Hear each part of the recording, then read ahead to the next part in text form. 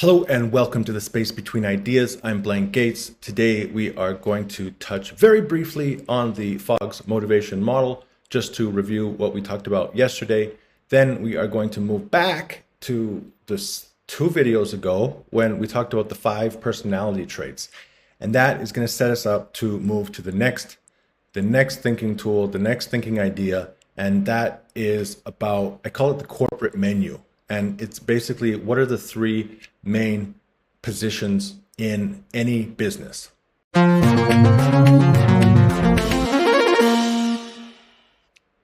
All right, Fogg's motivation model.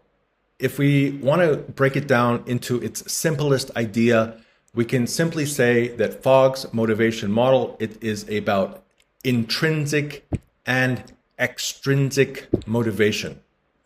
If we have intrinsic motivation, it means that we are very motivated to do something. And it could be you could be motivated to take the journey, to take the steps, to go through the process, or you could be motivated to achieve the result, or a combination of both. Extrinsic motivation means that we are not so focused on whether or not you are motivated to go through the process. We are not so focused on whether or not you are motivated to get the result, but we are more focused on the spark trigger, meaning that you are motivated by that spark. Like, okay, so what does that mean? Let me give you a really strange example.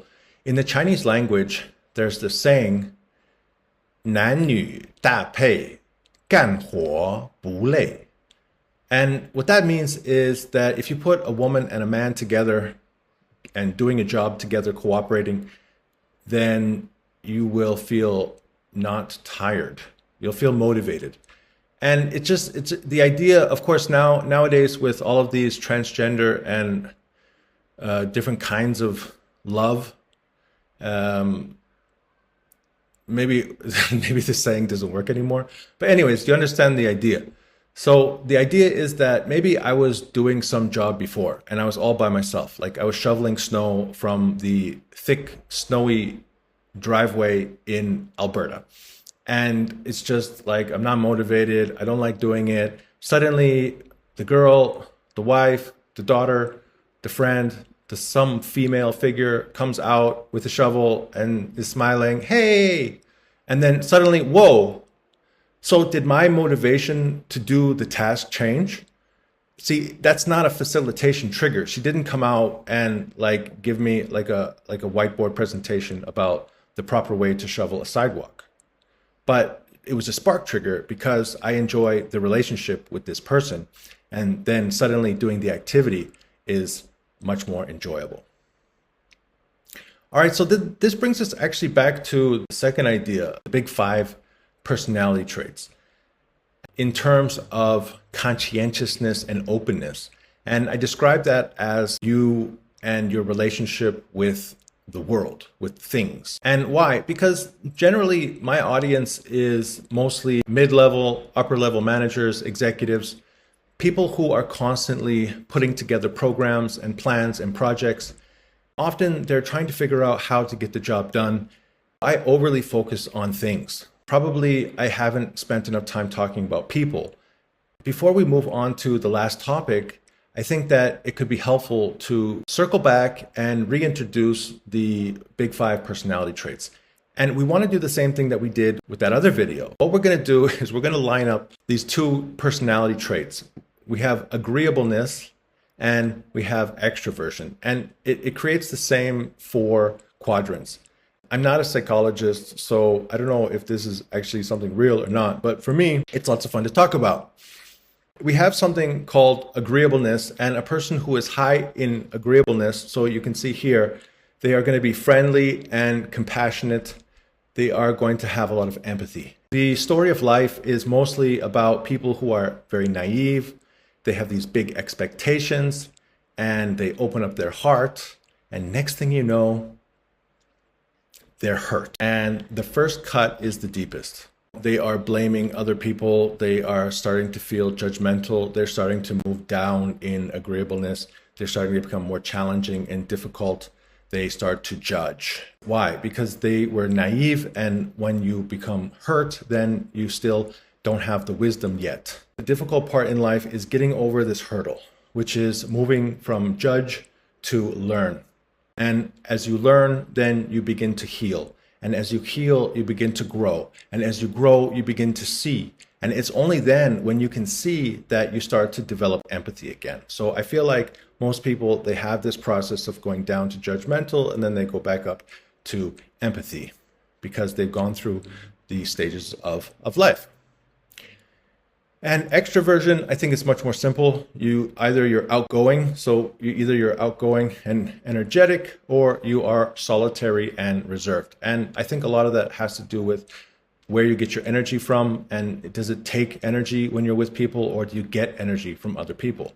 Let's compact those things together. If you are a introverted person, but you are friendly and compassionate, you've been hurt and you healed, and now you're back up to empathy, and now you see other people and they're going through their problems, and you're able to understand the situation because you are empathetic. But you are an introvert. I call these gentle giants, the gentle giants. The next one is friendly, compassionate. Now, if we move over to extraversion, outgoing and energetic, these are the party people. Okay, so friendly, empathy, you can't hurt me. I'm a wonderful person. You're a wonderful person. I like when we're together. I'm getting all this energy. I just love it. It's so great. And I'm volunteering because I just love to help people and I like to be around people. And it's just uplifting for me to be with people. Great. Imagine you have these party people, but suddenly they're not empathetic. So now they're like judgmental. I call this the pushy or the difficult boss. They love to be around people. They get their energy from people, but they're also very challenging and they need to get the job done and it has to be right. And if you don't do it right, I'm going to tell you. What would be magic is if I could like somehow see the problem is what? So we got the crazy wild-eyed scientist and then we got the gentle giant, but then we could also have the crazy wild-eyed scientist and the party people volunteer. We could also have the crazy wild-eyed scientist and the pushy difficult boss. And then we can also have the innovator with the gentle giant, the innovator with the party people, the innovator with the pushy boss. We could also have the auditor who's a gentle giant, the auditor who's a party people volunteer, and an auditor who's a pushy difficult boss. So you can see that these are completely different things. What kind of a person? Okay, and remember the last one was neuroticism. So either you have people who are like easily achieve their goals or more emotional.